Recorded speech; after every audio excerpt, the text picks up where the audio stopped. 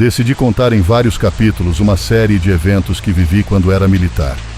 Tudo começou quando eu tinha 20 anos e havia acabado de me formar como subtenente de infantaria na heróica Academia Militar. Fui designado ao 93º Batalhão de Infantaria, situado no coração da Serra do Caparaó, na cidade de Manhuaçu, em Minas Gerais. Esse tipo de unidade é chamado de 100% operacional, o que significa que estamos sempre em operações. Passávamos 7 ou 8 meses em missões na serra, descansávamos 2 ou 3 dias e subíamos novamente. Quando cheguei à unidade, o Major Castelo, chefe de operações, convocou todos os novos oficiais e nos designou nossas seções. Ele explicou as áreas onde atuaríamos. Fui então buscar meu equipamento, armamento e reuni-me com minha seção. Ordenei aos sargentos que apressassem seus homens para que estivéssemos prontos o mais rápido possível. Pouco depois, o major nos chamou novamente para uma reunião com o comandante do batalhão, o coronel João José Varanda Ribeiro. Ele nos deu as últimas instruções e anunciou quem comandaria a base de operações fixas em Manhuaçu. O major indicou meu nome, mas o coronel discordou, preferindo o subtenente Leocádio, que tinha mais experiência de campo. Apesar de me sentir desvalorizado, segui a ordem e fui designado como escolta para levar o subtenente Leocádio à base. Deixei Leocádio no posto e, na volta, passei por um pequeno povoado chamado Olinala. Parei em uma loja para comprar algo para comer e continuar a viagem. Foi nesse momento que um senhor de cerca de 60 anos se aproximou e disse: "Não viajem no dia 11 de dezembro, dia de São Baltazar. O mal anda solto nessas datas." Agradeci pela informação, mas não dei muita importância, já que ainda era dia 7 de dezembro. Pagamos nossas compras e seguimos viagem. 4 dias depois, eu estava de serviço no batalhão, quando o sargento da guarda me chamou pelo rádio, pedindo que eu me comunicasse com o prefeito de Olinala. Liguei para ele e recebi a notícia de que um grupo de soldados havia sofrido um grave acidente. Fui imediatamente à casa do coronel para informar o ocorrido. Ele ordenou que eu reunisse um pelotão e fosse ao local. Ao chegar, encontrei um cenário devastador. Soldados feridos e outros mortos, espalhados pelo chão. O caminhão que os transportava havia saído da estrada e caído em um riacho de cerca de 40 centímetros de profundidade. Um cabo que havia sobrevivido com apenas arranhões relatou o que aconteceu. Ele contou que estavam voltando de um povoado onde foram comprar suprimentos, mas encontraram tudo fechado. No caminho, um senhor apareceu e lhes disse: "Não sigam adiante. É melhor ficarem por aqui." O oficial responsável decidiu continuar, alegando que não tinham mais tempo a perder. Foi então que algo estranho aconteceu. Uma força invisível parecia ter puxado o caminhão pela traseira, sacudindo-o e lançando-o no riacho. O cabo destacou que no asfalto não havia marcas de frenagem, indicando que não estavam em alta velocidade. Além disso, ouviram uma matilha de cães uivando, mas não havia casas nem animais por perto. Enquanto as ambulâncias chegavam, comecei a organizar a coleta de armamentos. Notei algo estranho. Sob a roda do caminhão, vi uma mão saindo da lama. Quando fomos verificar, encontramos os soldados desaparecidos e as armas faltantes. No total, 11 soldados estavam mortos e o subtenente Leocádio estava desaparecido. Pouco depois, cerca de 100 moradores da vila chegaram ao local com velas. Entre eles estava o mesmo senhor que me advertiu na loja. Ele olhou para mim e disse: "Está vendo o que aconteceu?" Não acreditaram e o mal os levou. Não consegui responder. Estava chocado com o que via. Muitos murmuravam que os cães ouvidos no acidente eram mensageiros do mal, que levaram as almas dos soldados. Um calafrio percorreu meu corpo quando um soldado perguntou: "Onde está o subtenente Leocádio?" Enviei um pelotão para procurá-lo, mas ele não foi encontrado. Já era madrugada quando decidimos voltar à base. Durante o retorno, avistamos uma silhueta caminhando ao longe. Paramos o veículo e descemos para verificar. No entanto, ao nos aproximarmos, a figura desapareceu. A escuridão era total e nada foi encontrado. Ficamos perturbados com o ocorrido. Ao chegar à base, o cabo de guarda relatou algo ainda mais estranho. Disse que o subtenente Leocádio havia passado por lá cerca de 30 minutos antes, dizendo que havia esquecido sua carteira. Ele parecia estar bem e foi seguido por 5 cães ao descer em direção ao veículo. Isso nos deixou completamente atônitos, já que sabíamos que Leocádio estava desaparecido desde o acidente. Os dias seguintes na base foram marcados por relatos inquietantes. À noite, alguns soldados diziam ver sombras no campo de futebol. Apesar disso, tentávamos manter a rotina. Durante uma patrulha matinal, encontramos um altar de pedras na floresta, coberto de sangue e penas de galinhas. Não havia pedaços de carne, apenas os bicos das aves. Ordenei que continuassem a missão e ignorassem o achado.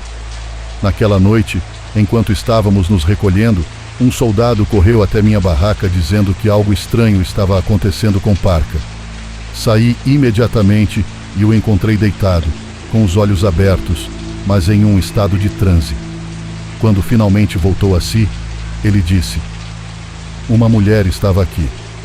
Ela colocou a mão no meu peito e disse que eu não deveria sair." Tentei tranquilizá-lo, dizendo que provavelmente era um pesadelo. No entanto, o clima de tensão aumentava a cada dia. Após a noite em que o soldado Parca relatou a aparição da mulher, uma sensação de medo se espalhou pela tropa. Na mesma noite, durante a vigília, uma rajada de tiros ecoou pela base. Corri para fora e perguntei ao cabo de turno o que havia acontecido. Ele apontou para o cemitério, dizendo que viu algo estranho por lá. Reuni um pelotão e fomos ao local para investigar. Quando iluminamos a área, o vigia estava sentado, tremendo de medo, com a arma entre as pernas e as calças molhadas de urina. Ele levantou a mão e apontou na direção do cemitério. Quando viramos as lanternas para lá, vimos 3 cães caminhando lentamente. O brilho dos olhos deles refletia a luz, o que não era incomum, mas algo aterrador aconteceu. Um dos cães se levantou sobre 2 patas e começou a caminhar como um humano. A cena era surreal. O animal dava passos lentos, mas firmes, e tinha um aspecto grotesco.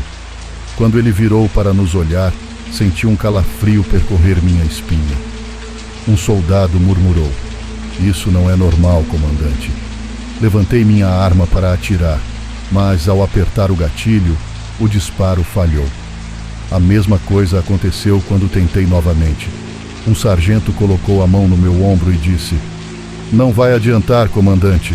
Não podemos enfrentá-lo." O animal continuou andando em direção ao cemitério até desaparecer na escuridão. Voltamos à base em silêncio e aquela noite foi passada ao redor de uma fogueira. Ninguém conseguia dormir. Os dias seguintes foram marcados por uma tensão crescente. Na manhã de um dia especialmente frio, percebi que todos na base haviam dormido profundamente, como se estivessem sob efeito de algo. Nem mesmo os alarmes tocaram. Durante a contagem, descobrimos que o soldado Parca havia desaparecido. Sua arma, botas e equipamento estavam intactos, mas ele não estava na base. Organizamos uma busca que durou o dia inteiro, mas não encontramos vestígios dele. Durante a noite, decidimos continuar no dia seguinte, mas um grito vindo da mata nos alertou. Corremos até o local e encontramos Parca completamente nu, coberto de arranhões, gritando e chorando. Quando o alcançamos, ele desmaiou. De volta à base, o médico tentou entender o que havia acontecido. Os arranhões em seu corpo pareciam ter dias, embora ele tivesse desaparecido por apenas algumas horas. Quando recuperou a consciência, Parca contou uma história perturbadora. Eu acordei em um lugar estranho, cheio de ossos e fitas vermelhas. Tinha uma figura ao meu lado, parecia o subtenente Leocádio, mas ele estava de costas para mim. Ele dizia: "Não se mova." Não obedeci e tentei correr. Foi quando algo me derrubou. Era uma força invisível, mas eu sentia como se garras estivessem me rasgando. Tudo o que consegui ouvir foi uma voz feminina dizendo: "Ainda faltam mais." Depois disso, Ele desmaiou. Suas palavras deixaram todos na base aterrorizados. Decidimos que era hora de tomar medidas mais drásticas. Após os eventos com Parca, fomos até um vilarejo próximo buscar ajuda religiosa. Compramos cruzes, água benta e um livro de salmos.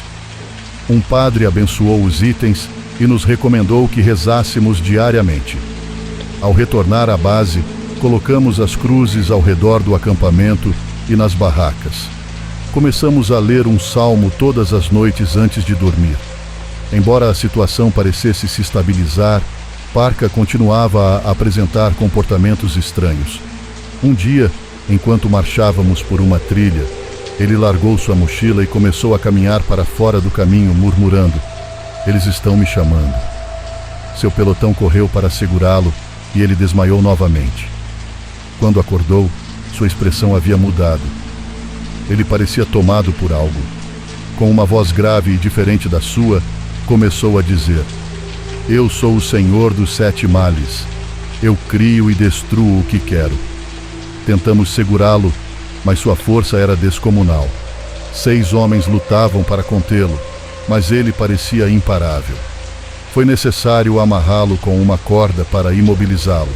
Ligamos imediatamente para o médico do batalhão, que sugeriu uma dose de sedativo. No entanto, Parca já havia recebido altas doses de calmantes, e outra aplicação poderia ser fatal. Ele foi transportado para o hospital militar, mas antes de sair, murmurou algo que nos deixou inquietos. "Vocês nunca vão chegar." O veículo que o transportava teve problemas para subir uma ladeira. Quando finalmente conseguiram prosseguir, Parca estava misteriosamente calmo, quase sereno. Algumas semanas depois, soubemos que Parca havia sido diagnosticado com esquizofrenia e liberado para seus familiares. Fui visitá-lo em sua casa, mas sua avó nos expulsou, dizendo: "Vocês são os culpados pelo que aconteceu com ele. Ignoraram os avisos e agora meu neto está pagando o preço." Enquanto nos retirávamos, um menino correu até nós com uma carta que Parca havia escrito. Ela dizia: "Comandante, obrigado por tudo. Saudações a todos os companheiros, mas não voltem mais. Estou contaminado com terra de cemitério e pó de mortos." Essas palavras ecoaram em minha mente por muito tempo. Apesar dos meses que se passaram, o peso daqueles eventos continua a me acompanhar. Após os eventos com Parca, os dias no batalhão seguiram relativamente tranquilos. No entanto, uma manhã, durante o toque de alvorada, fui chamado à comandância. Lá, o coronel me informou sobre uma notícia devastadora. O médico que havia transportado Parca havia falecido em um acidente. Ele era uma pessoa tranquila, muito respeitada no batalhão, e estava em processo de divórcio, deixando 2 filhos pequenos. O acidente aconteceu durante a madrugada, na perigosa estrada que ligava Manhuaçu a Belo Horizonte. Seu veículo saiu da pista em uma curva fechada, caiu em uma ribanceira de 200 metros e pegou fogo. Quando os peritos chegaram ao local, não encontraram sinais de frenagem ou indícios de outro veículo envolvido. Simplesmente parecia que ele perdeu o controle e desceu direto para a morte. O corpo foi encontrado completamente carbonizado. Eu não compareci ao funeral, pois não tinha ânimo para encarar mais uma tragédia. A morte do médico parecia ser mais um capítulo sombrio na sequência de eventos inexplicáveis que nos cercavam. Alguns meses se passaram e fui transferido para outra unidade em Cuernavaca, interior de Minas Gerais. Certa noite, enquanto jantava, vi no noticiário que um helicóptero militar havia caído na Serra do Caparaó. Senti um frio na espinha ao ouvir o nome do local. Liguei imediatamente para o batalhão para obter mais informações. Fui informado de que o sargento Amaya, um de meus antigos companheiros de confiança, estava a bordo, junto com todo o seu pelotão. Ninguém sobreviveu ao acidente. A sensação de impotência era esmagadora. Parecia que algo muito maior do que podíamos compreender continuava a nos assombrar. Aqueles que estiveram envolvidos nos acontecimentos do passado pareciam marcados por uma espécie de maldição. Algum tempo depois, resolvi procurar Parca. Obtive seu endereço com conhecidos do batalhão e fui até sua casa, acompanhado por 2 antigos companheiros de seção. Quando chegamos, fomos recebidos por uma criança que chamou pela avó de Parca. A senhora nos olhou com hostilidade e disse: "Vocês não deveriam estar aqui. Foram vocês que trouxeram essa desgraça para minha família." De repente, Parca apareceu na porta. Ele nos olhou fixamente, esboçou um sorriso e voltou para dentro da casa sem dizer nada. Estávamos nos retirando quando o menino que nos recebeu entregou uma folha de papel. Era mais uma carta de Parca. "Comandante, agradeço pela visita. Por favor, nunca mais volte. Estou contaminado com terra de cemitério e pó de mortos. Não há mais nada que possa ser feito." Essas palavras ecoaram em minha mente enquanto voltávamos para o batalhão. Foi a última vez que vi Parca. Meses depois, fui chamado à comandância do batalhão para conversar com o coronel. Ele revisava alguns papéis quando levantou os olhos para mim e disse: "Bettencourt, o caso do seu soldado foi estranho, não acha? Fizemos todos os exames possíveis e nada foi encontrado em seu sangue ou nos exames de imagem. Tudo parecia normal. A única anomalia era uma hérnia umbilical, algo completamente irrelevante." O coronel suspirou antes de continuar. "Em toda a minha vida no exército, vi e vivi muitas coisas inexplicáveis. Mas saiba de uma coisa: isso é algo que vai contra as leis naturais. Eu recomendo que você siga sua vida como se nada tivesse acontecido. Fique firme com sua fé, pois é isso que nos protege. Mas não fale sobre isso com ninguém. Muitos podem te achar louco e isso pode prejudicar sua carreira." As palavras do coronel ficaram gravadas em minha mente. Ele tinha razão. Era melhor seguir em frente e deixar o passado para trás. Anos depois, já aposentado do exército, estava a caminho do trabalho em uma manhã comum. Parei em um posto de gasolina para comprar café quando ouvi alguém me chamar: "Comandante Bettencourt." Ao me virar, vi um soldado que havia servido sob meu comando. Ele me abraçou calorosamente e começamos a conversar. Poucos minutos depois, outra voz chamou: "Comandante, que alegria vê-lo novamente." Era o cabo Parchis, outro antigo companheiro. Ficamos conversando sobre os velhos tempos, relembrando aqueles que já não estavam entre nós. Então perguntei: "E o que aconteceu com Parca?" Parchis baixou a cabeça antes de responder. "A última vez que o vi, ele estava vagando pelas ruas de Manhuaçu. Não falava com ninguém, não reconhecia ninguém. Algumas pessoas disseram que ele desapareceu na serra e nunca mais voltou.